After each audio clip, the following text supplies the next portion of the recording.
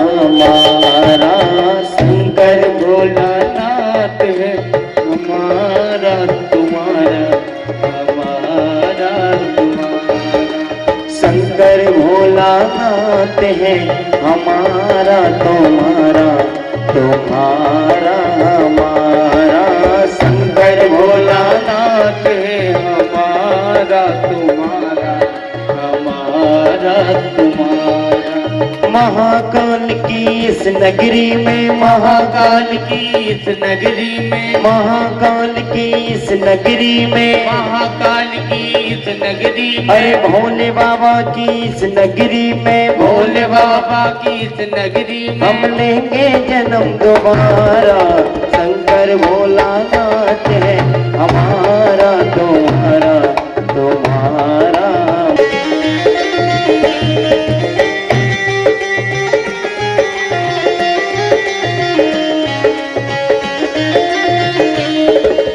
इस नगरी के कंकड़ पत्थर हम बन जाएं इस नगरी के कंकड़ पत्थर हम बन जाएं भक्त हमारे ऊपर चढ़कर मंदिर जाएं भक्त हमारे ऊपर चढ़कर मंदिर जाएं भक्त जनों के पाँव पड़े तो भक्त जनों के पाँव पड़े तो हो धारे हमारा शंकर भोलानाथ है हमारा तुम्हारा हमारा तुम्हारा शंकर नाथ है हमारा तुम्हारा तुम्हारा हमारा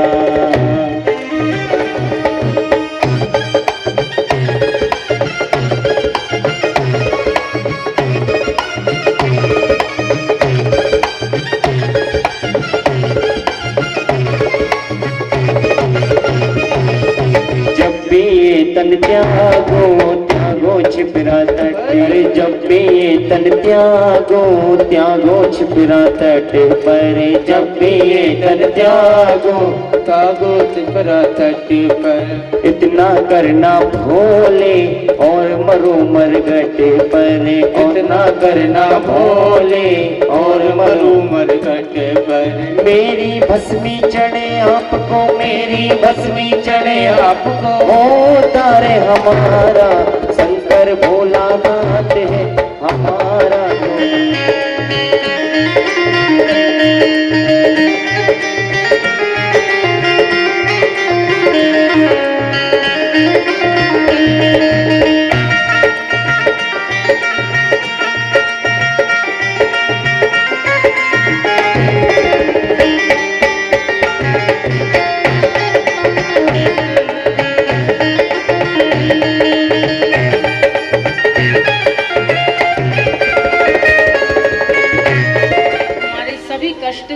लगते हैं क्योंकि देखो ब्रह्मा जी सृष्टि के निर्माता हैं ब्रह्मा जी सृष्टि बनाते हैं विष्णु भगवान पालन करते हैं और भगवान भोले संहार के भी देवता हैं ऐसा नहीं कि संहार करते हैं और रक्षा भी भोले बाबा ही करते हैं और किसी की जैसे कभी कभी अगर मान लो किसी की कम उम्र भी होती है तो उम्र बढ़ाने वाले भी भोले बाबा हैं मृगंड ऋषि जो थे उनके कोई संतान नहीं थी तो उन्होंने बहुत माँ शिव जी की पूजा की थी माँ पार्वती की पूजा की थी तो भगवान शिव पार्वती प्रसन्न होते हैं तो उनको कहते हैं कि बताओ तुमको क्या चाहिए बोले कि प्रभु जीवन में सुख समृद्धि धन दौलत सभी कुछ है लेकिन मेरे कोई संतान नहीं है तो मुझे संतान दीजिए तो भगवान ने कहा संतान तो तुम्हारे भाग्य में है नहीं या तो अगर तुमको चाहिए तो ऐसे करना या तो तुमको अगर बुरी मतलब सोच वाली और अच्छी औलाद नहीं चाहिए तो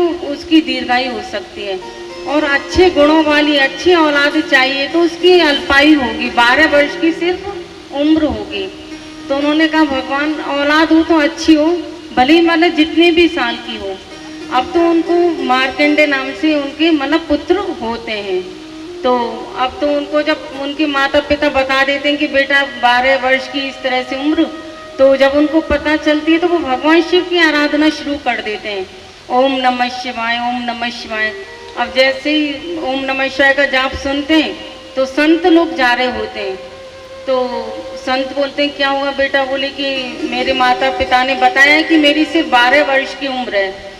तो कहते हैं कि चलो ब्रह्मा जी के पास चलते हैं। तो ब्रह्मा जी कहते हैं कि भाई मैं तो सृष्टि की रचना करता हूँ, मेरे हाथ में तो है नहीं, विष्णु भगवान के पास चलते हैं। तो विष्णु भगवान के पास जाते हैं। विष्णु भगवान कहते हैं कि मैं तो सिर्फ पालन करता हूँ सृष्टि का। भगवान शिव के पास चलते हैं। तो भोले बाबा से और माँ पार्वती से प्रार्थना करते हैं। तो भगवान शिव तो बहुत जल्दी रीझ जाते हैं भक्त पर। तो भगवान शिव उनकी रक्षा करते हैं मार्कंडे जी की। तो जब यमदूत आते हैं तो तभी भगवान शिव के गण भी आ जाते हैं। तो कहते हैं कि अरे इनकी क्यों इनको बचा रहे हो, इनकी तो कम उम्र थी। तो भगवान शिव स्वयं प्रकट हो जाते हैं और अपने त्रिशूल से यमदूतों को भगा देते हैं। फिर मार्कंडेय जी को इतनी लंबी उम्र देते हैं, ब्रह्मा जी से भी ज़्यादा, यानी कि लाखों करोड़ों उनकी उम्र कर देते हैं। तो भोले बाबा तो ऐसे मतलब कि लंबी उम्र तक कर देते हैं। भोले बाबा संहार की लोग समझते हैं कि देवता हैं, तो भोले बाबा रक्षा भी करते हैं अपने भक्तों की, क्योंकि भगवान के भोले बाबा के तो ऐसे ऐसे भक्त हैं कि उनसे ही प्रार्थना करके वरदान मांगते हैं और उन्हीं को नुकसान पहुंचाने की भी कोशिश करते हैं। ऐसे ऐसे भी भक्त हैं। भस्मासुर जो हुए थे, बहुत तपस्या की उन्होंने भगवान शिव की। जब भगवान शिव प्रसन्न हुए तो वो भगवान ने कहा बोलो क्या मांगते हो? बोले प्रभु मैं चाहता हूँ कि जिसके सिर पे हाथ रखूँ वही भस्म हो जाए। तो भगवान शिव बहुत जल्दी रीझ जाते हैं, सोचते नहीं है इसका बाद में क्या परिणाम होगा। भगवान शिव कहते हैं अच्छा तथास्तु। अब तो भस्मासुर जाने लगा, उसने सोचा कि इसका एक्सपेरिमेंट करता हूँ कि ये वरदान सही भी है कि नहीं। बोले कि भगवान शिव के ऊपर ही हाथ रखने के लिए चल देते हैं।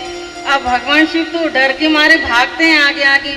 बोले ये कैसे, हमने भैया वरदान दे दिया, कैसे हमारे भक्त हैं। तो उन्होंने कहा कि भस्मासुर ने सोचा कि भगवान शिव को ही भस्म करूं और पार्वती माता इतनी सुंदर है इनको ही ले लूं। अब भस्मासुर जा रहा, भगवान शिव आगे आगे डर की वजह से जा रहे हैं दौड़ते हुए। तो रास्ते में विष्णु भगवान मिलते, बोले क्या हुआ प्रभु? बोले क्या करें, हमने एक भक्त को आशीर्वाद दिया, वो तो हम ही को भस्म कर रहे हैं। तो भगवान विष्णु कहते हैं कि प्रभु तुम ऐसे ही भोले वाले हो, सबसे ऐसे प्रसन्न हो जाते हो, थोड़ा सोच समझ के वरदान दिया करो। तो भगवान विष्णु नारी का रूप धारण करते हैं और भस्मासुर के पास जाते हैं। अब भस्मासुर उनको देख के बड़ा मोहित हो जाता है कि बड़ी खूबसूरत नारी है। तो वो भगवान शिव को फिर भूल जाता है, माँ पार्वती को भी भूल जाता है। और तो वो कहता है कि चलो तुम नृत्य दिखाओ। तो भगवान विष्णु नृत्य करते हैं, भस्मासुर भी नृत्य करता है। तो नृत्य करते करते भगवान विष्णु अपना एक हाथ ऐसे रख लेते हैं नृत्य करते हुए, और भस्मासुर ऐसी कॉपी कर रहा होता, उसने भी सिर पे हाथ रखा तो वो भी वहीं भस्म हो जाता है। तो भगवान शिव तब प्रकट होते हैं विष्णु भगवान के सामने, बोले प्रभु आपने बचा लिया, नहीं तो हमारे तो ऐसे ऐसे भक्त होते हैं कि हमसे वरदान प्राप्त करते हैं, हम ही को मारने के लिए दौड़ते हैं। और भोले बाबा के ऐसे ऐसे भक्त हैं। एक भक्त उनके हुए भृंगी ऋषि।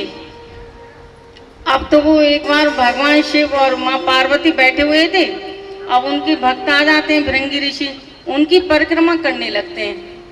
तो माँ पार्वती से कहते हैं कि आप हट जाओ, मैं सिर्फ भगवान शिव का भक्त हूँ, सिर्फ भगवान शिव की परिक्रमा लगाऊंगा।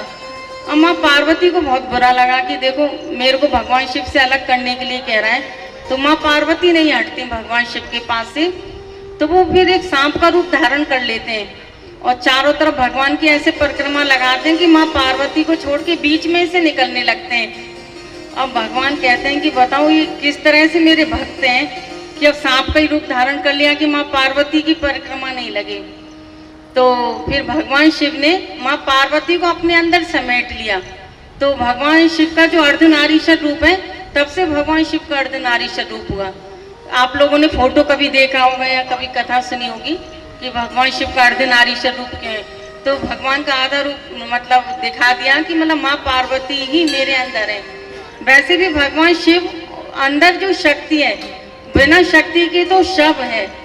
हमारा शरीर भी अगर इसमें जो शक्ति है अगर वो निकल जाएगी तो सिर्फ शव रह जाएगा। और वो शक्ति कौन है? माँ पार्वती जगत जननी। जो हम सांसें लेते हैं तो ये कौन सी शक्ति काम करती है? ये माँ जगदम्बा, माँ पार्वती माता की ही शक्ति हमारे अंदर काम करती है, क्योंकि उनके बिना तो हमारा शरीर सिर्फ एक शव के समान है। तो तब से फिर भगवान ने इस तरह से ये लिया और मतलब अर्धनारीश्वर रूप धारण किया। तो ऐसे ऐसे भगवान के बहुत सारे भक्त हैं, तो जो भगवान की जिस पे कृपा हो जाती है बस ये है। तो कल हमने आपको सुनाया पितरों के उद्धार के लिए कि किस तरह से पितरों का उद्धार होता है। देखो जैसे भागवत कथा आप सब लोगों ने सुनी होगी, उसमें धुंधकारी को किस तरह मोक्ष मिला, वो किस तरह पाप कर्म करता था और भागवत कथा सुनने से 7वें दिन उसको मुक्ति मिली। और शिव पुराण में भी कई कई सारे ऐसे लोग हुए जिन्होंने मतलब कितने भी अनेक पाप किए और कथा सुनने से उनको भी मोक्ष की प्राप्ति हुई। तो कल जैसे देवराज की हमने बताई थी किरात नगर में हुआ था और किस तरह से उसने पाप कर्म किए और न वेद पाठ करता था और जो साधु सज्जन होते थे उनको सताता था। लेकिन संयोग से कभी कभी हमारे पूर्व जन्म की जो पुण्य होते हैं वो भी उदित हो जाते इस जन्म में। कभी कभी आपने देखा होगा कोई बहुत दुष्ट व्यक्ति है, वो बहुत खुश है, प्रसन्न है, जीवन में जानता ही नहीं है दुख क्या होते हैं। और बहुत अच्छे अच्छे लोगों को देखा होगा बहुत दुखी है, परेशान है। तो कुछ प्रारब्ध हमारे ऐसे होते हैं कि इस जन्म में हमको भुगतना ही पड़ता है। तो इस तरह से देवराज एक बार संयोग से काशी चला गया। वहां उसने शिवालय देखा, शिवालय में पंडित जी कथा कर रहे थे, तो उसने भी कथा सुनी और उसको किस तरह कथा सुन के मोक्ष की प्राप्ति हुई। तो आगे सूत जी महाराज से शौनक जी प्रश्न पूछते हैं कि प्रभु कि क्या भगवान शिव की कथा से और भी पापियों का उद्धार हुआ। शौनक जी प्रश्न करते हैं, हे सूत महाप्राज्ञ सर्व सिद्धांत प्रभु आख्यायी में कथा सारम पुराणाम विशेषता। सूत जी महाराज कहते हैं कि प्रभु कुछ ऐसी कथा बताइए जो सब जो सिद्धांत है, मतलब पुराणों का सिद्धांत है, सार है, सार गर्भित सिद्धांत है। तो सूत जी महाराज कहते हैं शौनक जी से, सर्व सिद्धांत निष्पन्नम भक्त्यादि कवर्धनम शिवतोष करम दिव्य श्रवत्स रसायनम काल व्याल महात्रास विध्वंस कर्म है शिव पुराण में। तो कहते हैं सूत जी महाराज कि श्री शिव पुराण की कथा जो है मोक्ष देने वाली है, मनुष्यों के कष्टों को दूर करके सद्मार्ग पर ले जाने वाली है। और भगवान शिव की कथा बड़े बड़े पापियों का जो उद्धार कर देती है। देखो ये शिव पुराण का एक एक श्लोक आप जो 24 लाख अगर गायत्री मंत्र भी जप करते हो ना, उससे भी बड़ा है। आप राजस्व यज्ञ भी जो करते हो उससे भी बड़ा एक एक मंत्र सुनने का इसका पुण्य फल है। एक श्लोक से जीवन भर जो हम पुण्य करते हैं उसको भी इतना पुण्य हमें नहीं मिलता जितना हमें शिव पुराण के एक श्लोक से प्राप्त हो जाता है। आप लोगों में से किस किस ने शिव पुराण की कथा सुनी है? सुनी हुई है? प्रदीप जी महाराज की सुनी होगी। नहीं, और महाराज बहुत सारे महाराज जी खैर कथा करते हैं। और भागवत पुराण किस किस ने सुनी है?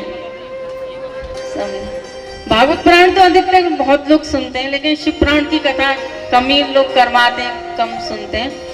तो इस तरह से सूती जी महाराज कहते हैं कि श्री शिव पुराण की कथा कैसा भी कोई पापी हो अगर वो भी सुन ले तो उसका भी उद्धार हो जाता है।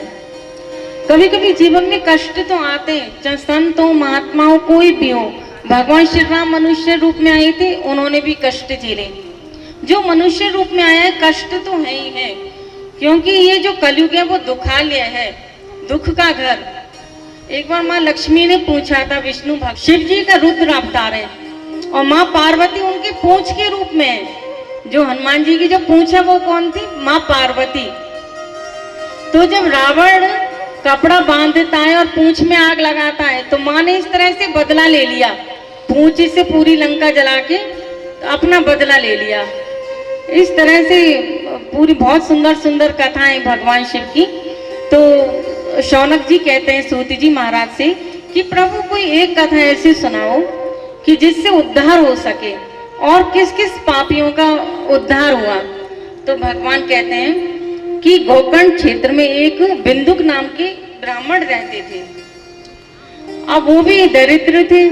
ब्राह्मण का दरिद्र मतलब उनको वेद पाठ ही नहीं थे, कुछ भी ज्ञान नहीं था, और देखो ब्राह्मण अगर हो वो जनेऊ धारण नहीं करे, उसे वेद पाठी का ज्ञान नहीं हो और लोगों से ईर्ष्या देश करता हो, तो वो ब्राह्मण पे कुछ भी नहीं है ना। फिर वो शूद्र से भी बदतर, मतलब शास्त्रों में बताया गया है। ब्राह्मण वही है जो मतलब लोगों को ज्ञान प्रदान करे, वेद पाठी का ज्ञान दे, जनेऊ धारण करे, लोगों को शिक्षा दे, है ना। ये सब चीज बताया है। और कई महिलाओं से उसके मतलब संपर्क बना रखे थे उसने, अय्याशी करना और दारू पीना, इस तरह से वो काम करता था। तो अब उसकी पत्नी चंचला थी, बहुत समझाती थी कि तुम सत मार्ग पे चलो और गलत काम मत करो, तो लेकिन वो मानता नहीं था, गलत काम में ही लगा रहा। तो आगे चल के एक बार फिर वो तड़प तड़प के मर जाता है। जो बिंदु को होता है अपने पाप कर्म के साथ संभाल लेती है अपने आप को, और अपने बहू बेटे के साथ एक बार प्रयाग में जाती है, झांसी में। वहां वो देखती है कि एक ब्राह्मण कथा कर रहे हैं और कथा में कह रहे हैं कि अगर कोई नारी पर पुरुष के साथ मतलब कुछ भी अगर गलत करती है तो किस तरह यमराज उसको दंड देते हैं। उसको बताई थी किस किस तरह से यातनाएं भुगतनी पड़ती हैं। तो उसका शरीर कांप उठा कि अरे मैंने भी इस तरह से किए हैं तो मेरा क्या हाल होगा, तो वो कांप उठती है। तो इन सब का मैं पापों का कैसे मतलब उद्धार करूं की कथा सुनी थी, इसलिए उसको शिवगण लेने आते हैं और शिवगण अपने यहाँ ले जाते हैं और उसका उद्धार हो जाता है। तो वहाँ वो देखती है, जब जाती है भगवान शिव के पास जाती है, माँ पार्वती बैठी हुई हैं और नंदी भृंगी नंदीश्वर सब उनकी सेवा में खड़े हुए हैं, और माँ जगदम्बा के भी दर्शन करती हैं, उनको प्रणाम करती हैं। तो कहती है, बहुत प्रसन्न होती है कि देखो भगवान शिव की कथा से मेरा उद्धार हो गया। ये भगवान शिव की कथा है, कोई कैसा भी पापी हो कैसा भी हो, भगवान शिव की कथा जरूरी नहीं मतलब 7 दिन सुनो 5 दिन, एक दिन की कथा भी तुमने जीवन में उतार ली वो भी उद्धार कर सकती है। और जीवन में नहीं उतारी तो 7 दिन की सुन लो 5 दिन की, फिर कुछ नहीं होता। कथा तो फिर अच्छी रहती है मतलब, लेकिन अगर सच्चे मन से अगर कथा सुन लेते हैं तो जीवन में उद्धार हो जाता है।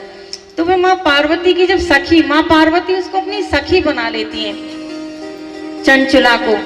तो एक बार चंचला माँ पार्वती के पास बैठी हुई थी और माँ से प्रार्थना करती है। उस टाइम माँ उमा रूप में थी, माँ का जो रूप है उमा माता, नाम सुना होगा पार्वती माता का, क्योंकि माँ पार्वती के कितने कितने जन्म हुए, किसी में सती माता, किसी में पार्वती, किसी में उमा, इस तरह से अलग अलग नाम। तो उमा माता थी, तो उन्होंने कहा माँ उमे आप बहुत मतलब गिरिजा नंदिनी माता, मैं आपकी चरणों में प्रणाम करती हूँ, मैं बहुत भाग्यशाली हूँ कि आपने मेरा उद्धार किया। और हे माता रानी, मैं पता नहीं कितने मैंने जन्मों में पुण्य किए कि आपने मुझे अपनी सखी बनाया, लेकिन मेरा मन व्यथित है। मेरे पति ने बहुत पाप कर्म किए थे, मैं बहुत उसको समझाती थी कि तुम पाप मत करो, सद मार्ग पर चलो, सद राह पर चलो, लेकिन वह मेरी नहीं सुनते थे। और अंत में वो पता नहीं अब कहाँ हैं क्या हैं। तो माँ अपनी अंतर्दृष्टि से देखती हैं, कहती है तुम्हारा पति तो पिशाच बन गया, उसने जीवन में इतने गलत कर्म किए थे, इतने गलत कर्म कि मानो उसका उद्धार भी नहीं हुआ। शिव पुराण की कथा भी उसको सुनने को नहीं मिली और जीवन भर उसने गलत कर्म किए। तो जब उसने सुना चंचला ने कि मेरा पति तो पिशाच बन गया, तो उसने कहा माँ मेरे पति का उद्धार कैसे होगा, कुछ उपाय बताइए। तो माँ पार्वती सोचती हैं कि हम बताते हैं कि कैसे उद्धार होगा। तो माँ कहती है कि उनको एक बार शिव पुराण की कथा सुना दो।